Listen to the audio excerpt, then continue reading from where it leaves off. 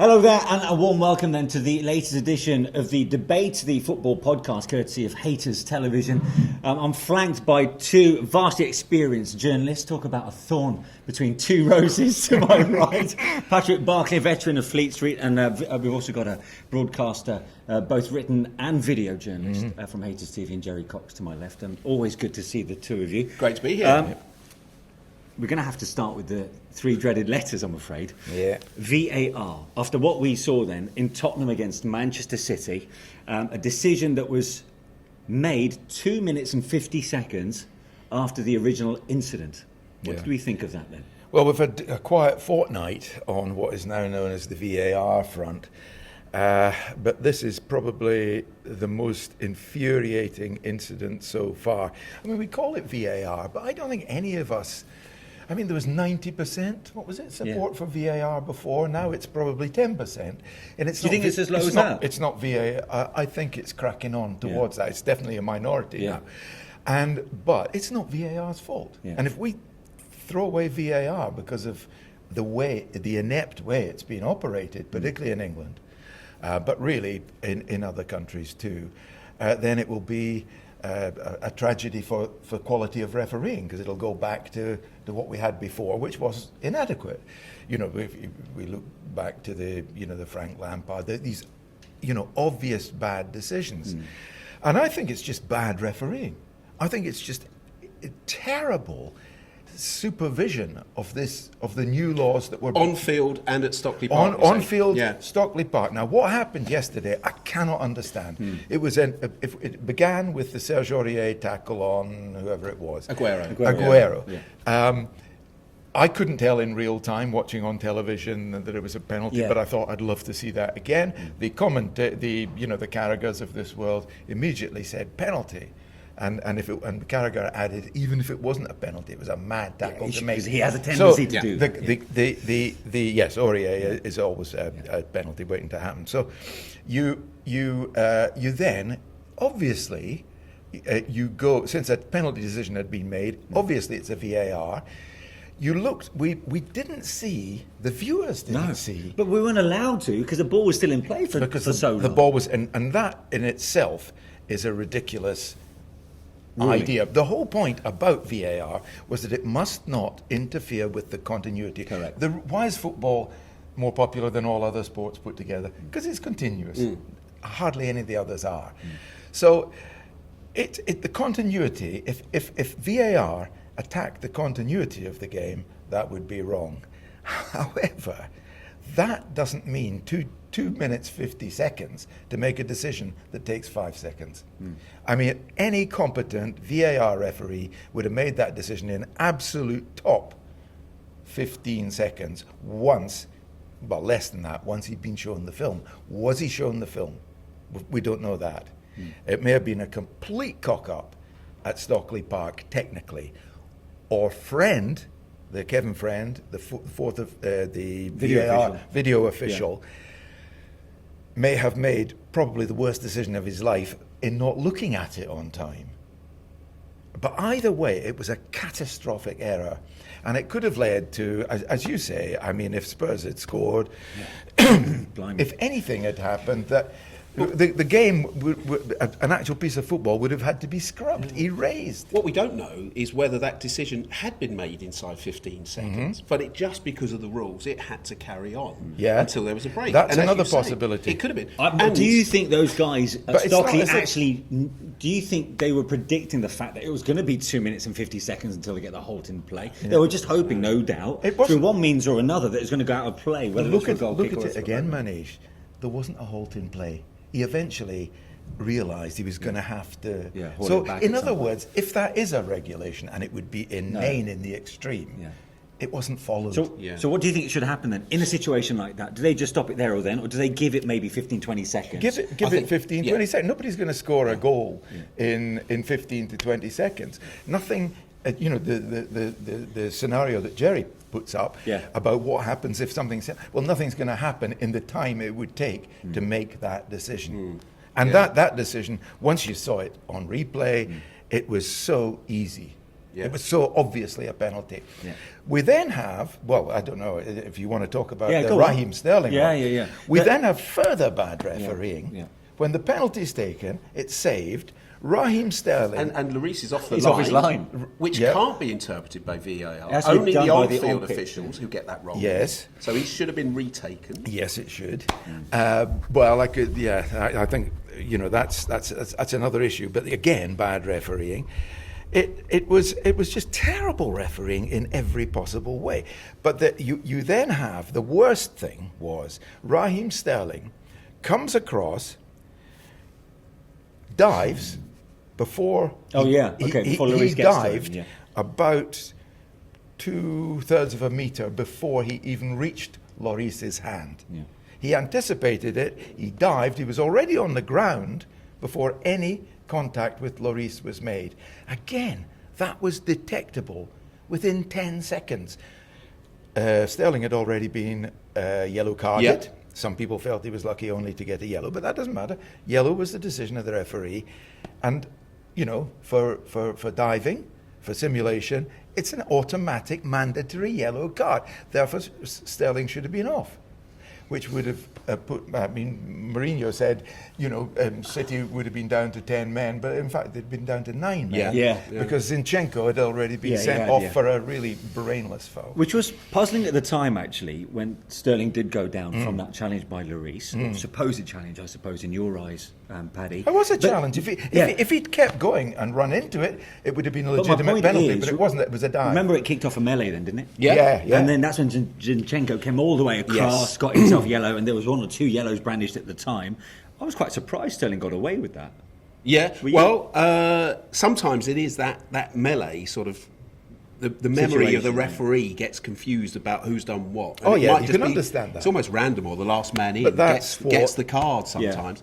Surely that's what the video assistance is for. Exactly, that's Yeah. it. And again, So that they're you up could to tell, speed with us. Yeah, you could tell by And the they're away from the atmosphere. Yes. And you could there are so many things you look at with refereeing decisions. Of course, they're split second. You're watching on TV or at the stadium.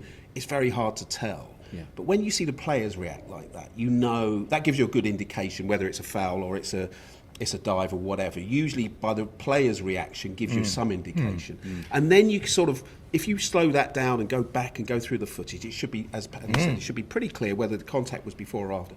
And then it is mandatory, as Paddy said. So I think there's a little bit of, I think there's a lot of the on-field referees hiding behind VAR, which is not a good thing, because that is going to reduce the quality of refereeing. Yes. If they given the excuse for not making the final decision, they're gonna bottle it. Yeah. Yeah. Well, when From I time to was time. writing regularly, and we are talking about 10, 15 years ago, one thing I could do was smell that this was coming, VAR was coming, and was inevitable. So I started writing about it a lot, more than most people, I think, probably. And I started studying it a lot, because it was the key to getting decision making. And I came to the conclusion that 100 years ago, or 150 years ago when football started, it was quite simple. It was the naked eye of the spectator against the naked eye of the match officials. Television changed all that. Not television, but television, wall-to-wall television. Scrutiny of football changed all that. All you need to do is level it up. Whereas before, you'd get a linesman would see a bloke banjo somebody else off the ball, would do that. Yeah. That's all we need to do. The VAR at Stockley needs to be the linesman doing that. That's all. Nothing else. We would Classic, have all the decisions right. We wouldn't need all of this. Instead, they fill their heads with a load of stupid regulations, some of which conflict with each other, most of which are inoperable, as we saw yesterday, when Mike Reid panicked and just stopped play anyway. Mike Dean, sorry. Beg your pardon. See, even pundits can get things wrong. But instead of filling their head with all this utter They're overcomplicating. they're overcomplicating it like everybody does. But in their, just playing obviously devil's advocate here, but in their defence, obviously this is the first season that VAR has been implemented. Well, they've but had things loads of slowly are time. already being changed, aren't they? In that pitchside monitors are starting to be consulted Well, by the that's a on-pitch move referee, back. That's which a we're move all- in the wrong direction. You think that's moved? Definitely, That's wrong. undoubtedly. The media, I think, but most commentators are getting this really, they're disagreeing with the way the referees are doing it, but they're getting it equally wrong, because pitch side monitoring is a hold-up. Yes. That's the whole point. Yeah. And I know it's tempting to have it and to say, well, look, guys and girls who've paid 40 quid for a ticket are entitled to the same privilege, or at least to see that a referee's doing it. And But the next step don't you think will it's be important- putting it up on the giant screen. Yeah. That ain't a double mistake. But they have started doing that. Yeah, that is a terrible mistake, because interesting. one thing you notice about football, certainly in the time that I've been watching it, is there used to be a phrase, a homer. Referees who favoured the home side. favouring the home side, and if you looked at results, every champion, every team did a lot better at home than away. That's not the case anymore. Partly because referees are less likely to be swayed by crowds, and partly because of 3 points for a win. But mainly because referees are actually more braver than they've ever been. Definitely, there's no question about that in my mind. Having that restores the temptation to be a homer. That's interesting. I've not seen. I've not yet read or it's heard wrong. that perspective. Yeah. Because I tell you why. I actually thought it was a good idea that he consults the on-pitch monitor, because it gives, if anything, the perception that the final call is with him. Yes, which I think is important. That's desirable. Yes. But I don't think it's workable. Jerry. Well, you could argue yesterday, for example, the Raheem Sterling tackle on Dele Alli. Yes. Again, in real time, and Mike Dean was right there. Didn't think it was worth anything more than a yellow. In slow motion, it looks a lot worse. Yeah. It looked like the Aubameyang one at Crystal Palace a few Yes. weeks ago, which got him Which got him a red card. a red and a 3-match ban. So you could say if he'd have gone And to a that looked monitor, worse in slow motion. so if he'd have gone to a monitor, he might have changed his mind. VAR can't. So do you think Mike Dean should have done that yesterday? Well, it's hard to say, isn't it? As Paddy said, you are slowing it down a little bit more, and then you are starting to become influenced by the crowd. Yeah. Because you're needing to be seen. You see, in our attempt to make the crowd equal with the television spectator, we're actually going in the wrong direction, and we're having more hold-ups, more changes.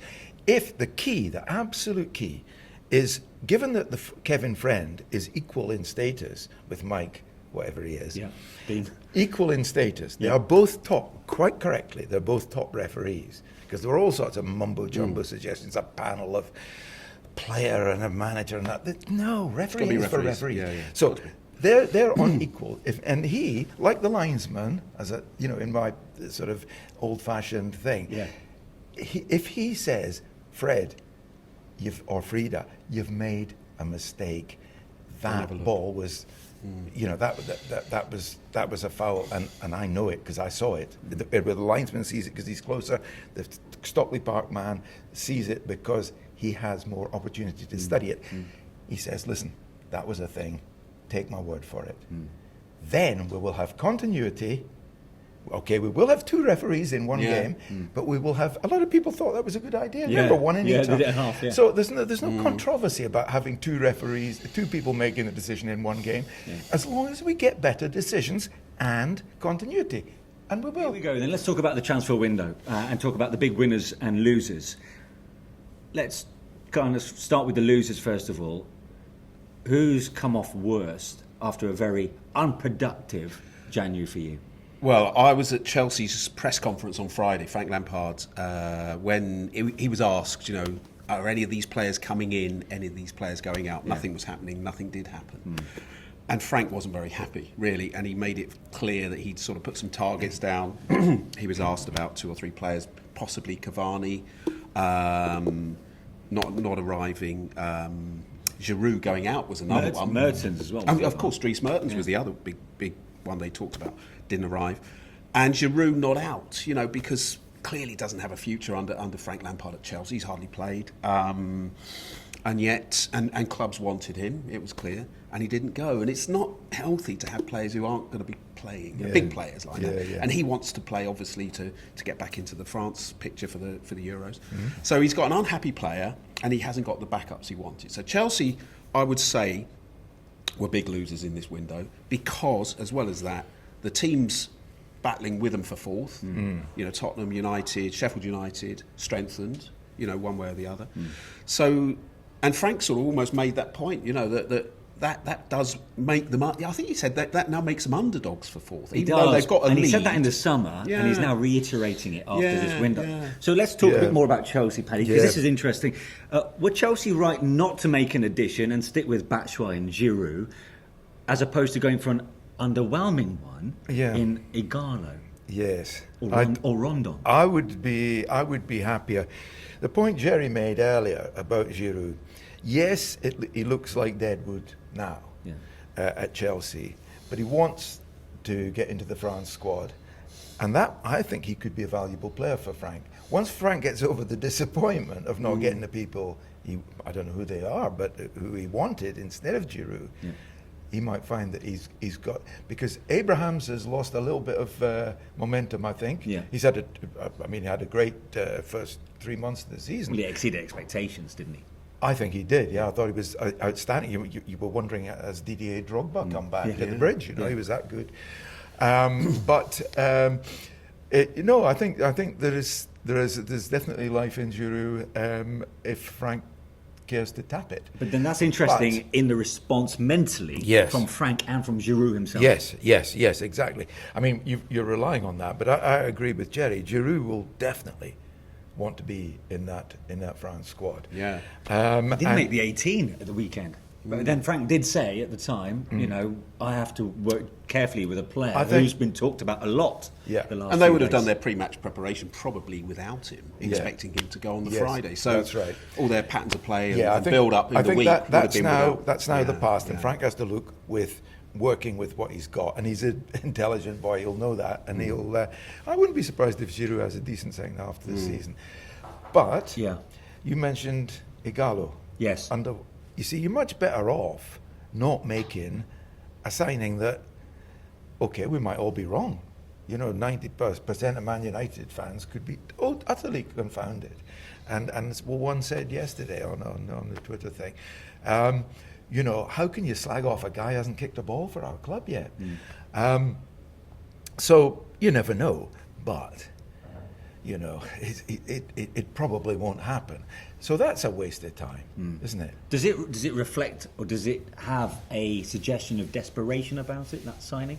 The fact that United were linked, without a shadow of doubt, United clearly were linked with Haaland to begin with, and look what he's done actually. Well, but then look, they went for Josh King, who obviously has got previous links with Manchester United. Yeah, and he's a proven current player. He's a proven Premier League player. But then to go for somebody in Igalo, who's obviously in China at the minute, and the last time he was in the Premier League with Watford, his scoring ratio wasn't particularly. No, he started well, and then he sort of tailed off. And do players from China go straight into? But does this not then play into the hands, that kind of recruitment? Does it not play into the hands of those fans who are disenfranchised by the owners and the recruitment policy? Oh God, yes, absolutely. I mean, it shows a lack of ambition in the end. I mean, the ambition was obviously very high with Haaland. They couldn't get him, which is a blow to a club of Man United's stature, isn't it? I mean, Manchester United should be signing players that everybody else wants, like Haaland. And now they're sort of signing players that nobody.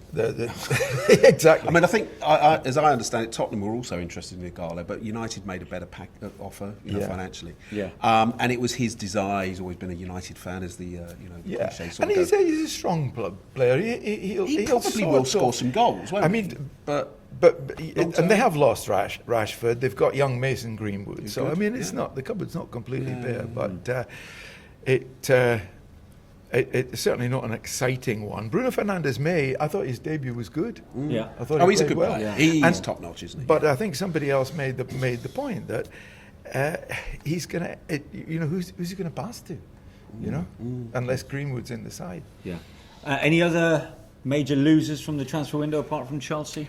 Crystal Palace, I think, would be disappointed not to have. Okay, they got Cenk Tosun, who's again, I think he's a Premier League centre forward. It surprised me actually. He'll score goals. I mean, his work rate was impressive when he scored. Exactly. I think he fits in to the Premier League. But they lost out on Jared Bowen. You see, Jared Bowen's one for the future. That's what the fans are excited by, of getting someone who's worth, what was he? 22 million. 22. But he could well be worth 45 in a couple of years' time. And fans want somebody like that who's going to grow with the club. I mean, they're safe now. They're mind you, they're they're not never safe. quite No, safe, they're- There's teaching, Sorry, aren't they? sorry. I Yeah. beg your pardon. They're safe. You know, Yeah. we can. Should be We, you know, whose job doesn't hang on the line, can say that they're probably going to stay up. So, But Roy Hodgson, whose job does hang on the line by it, wasn't Exactly. happy, was he? Exactly. He clearly wasn't happy. Well, with the Nathan activity. Ferguson also didn't come through. Yeah, because and of again, medical another and promising whatnot. player that they yeah, missed out. I like So, the look you of know. him. But West So, Bromwich, yeah. So, you know, Palace, not great. I think they should be safe. They should Yeah. be safe. West Ham maybe have benefited with the signing of Jared Bowen and the Czech boy they've got in midfield, but Yeah. they look poor at the back. You know, there's problems at West Ham, which, you know, we've seen on the pitch. Should Even they on have gone for Saturday. somebody else as a manager? Is it too early to say? Should we give David Moyes just a bit more I think- leeway I- in his He second did in his the second job the spell? first time round. He saved them first time round. and I think they've got their eyes on fourth bottom. They really Yeah, do. yeah. I really do. That'll be a success for them, won't it? Actually, I do where think- they are, they're now. I in do the think so. relegation. Yeah, absolutely. And I think the long term outlook is poor because there's disillusion around the ground. The London Stadium. Yeah. The fans hate the place. Yeah. The The defence hasn't really improved, actually, Yep. but just by the way that they were kind of collapsing around Brighton and the way they got Well, the 3 goals. Moyes made a very good point last week ahead of the Liverpool game, which I went to, and to give them some credit, they did okay against Liverpool. They were always going to lose. It was never really a contest. It wasn't But the they had- rout that many No, and they expected. had chances, actually. Yeah. Alisson played well, so they had chances. And I think but one Moyes good- made the point before that Yeah. game, don't keep going for these sort of big-name signings, these sort of showpiece marquee signings, which they have done. They've spent money, but they've not always worked. You know, Yarmolenko and players like that, really. He's talking about developing young players, build a team over a period of time, and that's Yeah, probably what which they is need what he to did do. at Everton. But now they just got to survive. getting in players from a And lower then starting, level yeah. who Well, grow Bowen's got with the that. club. Bowen's Exactly. got That's that, what yeah. that's what I'm saying. You know, Tim. If you cast your mind back a decade or more to Tim Cahill and Phil Jagielka coming in Yeah. as their careers were developing Yeah. and developing and growing with the club. And actually giving them legs, because that's the one thing West Ham Yeah, do yeah. struggle with. I mean, Moisey always gets landed with slow teams. I mean, people used to say Everton towards the end, there's no pace, No. and suddenly he's out of the frying pan into the In fire. fact, it certainly is. Unlikely winners for me in the transfer window. Newcastle. Yeah, well, they had to strengthen because they've had so many decimated by injuries. injuries, yeah. Danny Rose is a good signing. He'll be sort of focused, motivated again. You know, he was desperately unhappy at Spurs, and Yeah. you know, when a player starts talking about running down their contract, you think, well, there's no future there. Really. There's no love and there's no motivation. So him fit and firing and wanting to get into the England squad Yeah. for Yeah, the yeah. Euros. Bentaleb. Bentaleb's good. Yeah, Oh, he proved it before. I honestly thought he was going to be a Spurs. He fell out with Pochettino, Yeah. you know, but I mean, he's got a bit of promising. fire in his belly, hasn't he? Yeah, Yeah. he did all right in Germany. You know, he's a solid player. Solid. Yeah. And same with Valentino Lazaro, who I suppose many might know basically what he brings, right Yeah. winger or right midfielder. Yeah. Again, loads of assists for Hertha Berlin, but hasn't quite worked for him at Inter. But you know, 3 loan signings, it's kind of freshened up the place, hasn't it? And you know, under Mike Ashley, you don't really expect something like that. No. Although the loan signings maybe points towards the fact that he still wants to sell the club, and it's all rather quite temporary right now. I think Steve Bruce would be one of the best managers, or the managers who's overperformed. Yeah, yeah. You know, Punch above their weight, yeah. if you were to pick 5 out of the Premier League who've punched above their weight, Steve Bruce would be in that Yeah, 5. without doubt. Difficult job. And Along fine- with Nuno Espirito Santo Oh, absolutely. Yeah. and in some eyes, Jurgen Klopp. So, well, a lot of people thought it would be another close race. Well, yeah. We'll talk about Liverpool next time. We're Yeah. talking about Liverpool a lot at the minute, aren't we? Well, I'm quite rightly so. How can The you fact not? that they're 22 points clear is quite ridiculous, but well done to them. And also, actually, Sheffield United. Oh, yes. What do you think about Sander Berge, the fact that they've spent £22 million Yeah. on this 6'4" powerful midfielder? Well, if he's as good as his reputation, they've made a fantastic signing there. He's big and strong and technically good, apparently. I mean, I don't remember having seen him. I probably will if Scotland have the privilege of a playoff against Norway. But that's a big if. It is, yeah. But it shows the But no, confidence at Sheffield United does, as yeah. well, doesn't it? And it They're shows not- the attractiveness Yeah, of they're the not club, looking absolutely. about survival. They're looking to the future, aren't they? Yeah. And again, that's the position West Ham would like to be in, I think, to be comfortably top half Yeah. and thinking about developing for next year. Billy Sharp was talking, who's the club captain, was talking about, quite freely talking about Europe last week. Why not? Why not? I like that. Yeah, I do like it. I mean, you do, but clearly it's not you're in running the risk of it biting you. Exactly, it's not in the manual, is it? No, but it it's isn't. great to hear, yeah. It is. So let's talk about Liverpool, because now, of course, they are 22 points clear at the top of the table. It looks like, of course, now it's just a matter of time until Jurgen Klopp's side get their hands on the trophy. But let's compare with the young and the experienced, how Liverpool's side today compares to the last one, which won the title 30 years ago in 1990. Let's start with the 1990 side with you, Patrick, because obviously you would have seen them over the years. Yeah. How do they compare to the ones that's got 100 points from the last 102 available? Well, I liked the 1990 team. I thought they were, well, obviously they went pretty close the year before when Arsenal stole it took it in the legitimately took it in the 94th minute at Anfield. And Liverpool came back and won it with, John Barnes, who it's difficult to say that he was better than any of the front three at the moment, but I'll say it. I think he was better than any of the front three at the moment. Yeah, I do. Because he did it for years and years and years with Watford, with Liverpool, and occasionally with England, although he was always criticised for never reaching the same standard. But no, John Barnes was just a magnificent player. Then was Ray Houghton. I think Ray Houghton was in that team as well. A very, very good player, and signified a change. Liverpool fans, Rodrigo, you might be interested to know that Liverpool had very rigid way of playing. It was nice enough to watch, but they had certain rules, and one was you don't run with the ball. It was pass and move. But Kenny Dalglish, as player manager, brought in a more running style, which helped Barnes to express himself. Ray Houghton took full advantage of that as well. And it was a very, very attractive team to watch. If you offered me a choice of a season ticket for that team or this team at Anfield, I'd probably take that team. They were pretty. They were a pretty team. But, and prettier than we'd been expected from Liverpool at that time. So I do remember how it felt. But it's very hard to argue against this team. They're just so formidable. They run. And what I think is the greatest thing that Klopp has instilled is you can make 5 changes and they play exactly the same. Yeah. You don't know about it. You can. Firmino is undoubtedly fundamental to the team. He's the Dalglish, if you like. He's off the front and play and the brain. And yet you can drop him, and it's only at the end of the 90 minutes that you realise he wasn't playing because somebody else does it, and that is remarkable. Now, there's got incredible symmetry in a way in that Rodrigo, you were born in 1990, but clearly, you know, growing up, and you won't mind me saying as a Liverpool fan, that you'll have friends around you who would have spoken about that team. Yeah, of course. I used to live in Liverpool, so working with old people as well, and they used to tell me many stories. I even have a ball signed by Kenny Dalglish, personally. Yeah. But obviously it's difficult for me to compare these two sides, you know, because as you say, I born in that year. But the Liverpool team right now is so complete, is so good, line to line. If you see from all over the pitch, it's just incredible, you know. Alisson, tremendous goalkeeper. I was watching the game against West Ham, and they have 2 chances, West Ham, and he saved it. He saved it. 2 fantastic. Yeah. 2 fantastic saves, you know.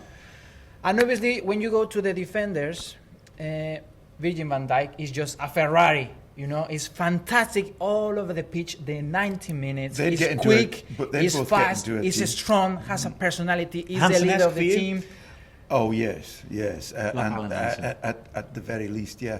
But you know, you talk about centre halves. I think that Van Dijk and Gomez can become at least the equal of Hansen and Lawrenson, which was probably the greatest ever. Yeah. Partnership in the centre of defence. Anyway, and then you have Jordan Henderson, great captain. I think he developed his career through the years. Fantastic, you know. It's a completely player when he started at Sunderland, and now is such a complete player. Probably one of, I don't know, I don't want to say, but maybe better than Gerrard, you know? It maybe it's a strong word, a strong quote, but he has such a good personality. He's a great leader in the dressing room and was the best player of England last season. So, I don't know. And obviously, that's quite a shout. You're never going to be able to go back to Liverpool again.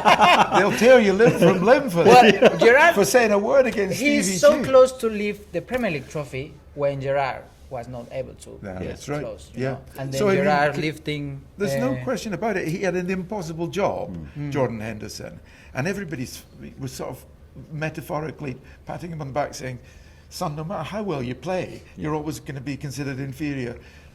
And that's no longer the case, is it? I mean, but, you know, Steven Gerrard obviously could do more. Yeah. But in terms of captaincy, who will be remembered as the one who picked up the title? As a captain, is he proving almost better than Gerrard for you? In my opinion, yes. I think he's more selfless. I think he epitomises that. I mean, Steven Gerrard, it wasn't selfishness, but it was a feeling that He had to take it on himself. I've got to do everything myself. I've got to head the ball to myself, then blast it in from the edge of the box. Yeah. Obviously, Henderson is in a team dynamic that is different. But how far is he the conductor of that team dynamic? So I just think, yeah, you'd have to say, as a captain, what he is presiding over is greater than what. I mean, Stephen was there when they won the Champions League, so you can't sort of say he's beaten them hands down. But Probably now the question is who's going to be the best player of the Premier League. Definitely it's going to be somebody from Liverpool, you know. Definitely. Yeah, for but sure. I've got a suggestion. 99% is going to be a Liverpool player. I think the problem that comes with a problem, though, doesn't it? Because you've got so many outstanding contenders. Alisson, Yeah. Virgil, Two again. best African players. Yeah. What? Mane, Salah. any of the front three. Yeah. Mane probably the strongest Yeah. of the three. Yeah. For Could you imagine if Firmino somehow wins the Player of the Year in a title-winning season for Liverpool where he doesn't score at Anfield? Yeah. That'd be incredible for a number 9. You know, I've got a vote for Football Writers Association FWA, for the Footballer of the Year award, and my intention at the moment is to vote for Jordan Henderson, and to urge colleagues who want to vote for a Liverpool player not to split the vote as we did once before. Yes. When David Ginola won it, when Manchester United, and because the Man United vote was split among 7 players. Did he deprive Cantona at the time? I can't remember. Beckham, but you know, the Ginola scores was an and all. unexpected Yeah, that's one, right. But you know, he had a great season. Don't get me wrong. But this time, what I would suggest to my colleagues, a bit of lobbying. is yes, I'll do a bit of public lobbying here and suggest we vote for Henderson as the symbol of the team. Yeah. Because and let's face it, it's not as if we're voting for an ordinary player who's played worse than Mane or Firmino, because he's been up there with anybody, even Alisson. He's been up there with with Virgil for me in his performances this season. I do like an underdog story, and I just like the way he's just gone about his business. And everybody used to say for almost a good season or two, what does he bring to this Liverpool team?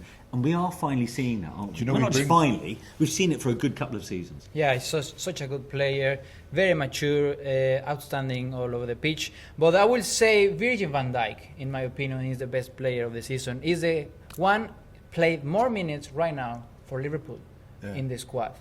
And he's just it's a Ferrari, you know. So you think he'll retain the Player of the Year? Yeah. Well, we're talking about the PFA one here. I was talking about but the Football Writers one, which is the main one. And you're a member of the Football Writers Association? Not yet. Well, you are now. I'll make sure of it. You will not get out of this room. Yeah. He's doing an Ed Woodward. He's on a recruitment drive. Well, that's interesting.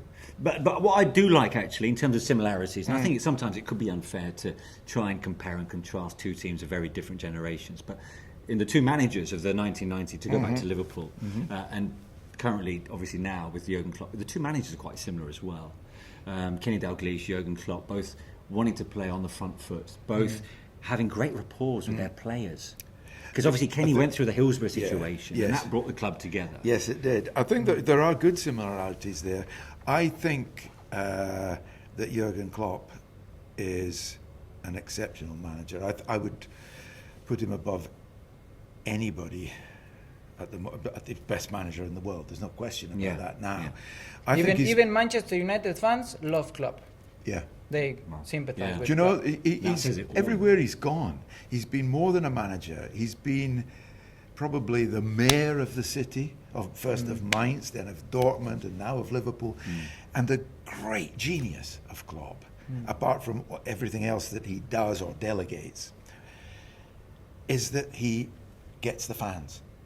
And if the fans and the manager are together, hearts beating together, the players have nowhere to hide. True. And that's reflected in the style of Liverpool's play. No player ever hides for a second. Yeah. It's genius.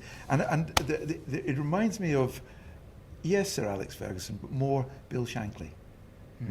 You know, Bill Shankly had that rapport, that unity of heart with the Kop and the crowd.